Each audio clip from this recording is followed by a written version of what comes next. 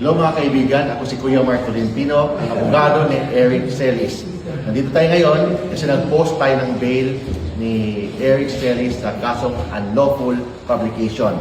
Tapos na po yung bail, ibig sabihin, may kalayaan na po si Eric Celis and bawal na po siya hulihin sa kasong unlawful publication.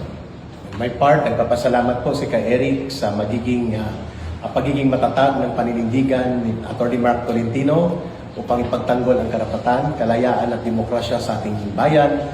Hindi niya po pinabayaan si Manu J. Thank you so much, Brother Atty. Mark Tolentino. Hindi niya rin po ako pinabayaan.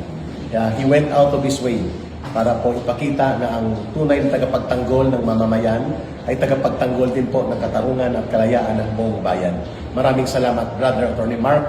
Mabuhay ang demokrasya at kalayaan sa ating bayan. Basta nasa tama tayo, laban! Laban para sa bayan. Okay. Thank you.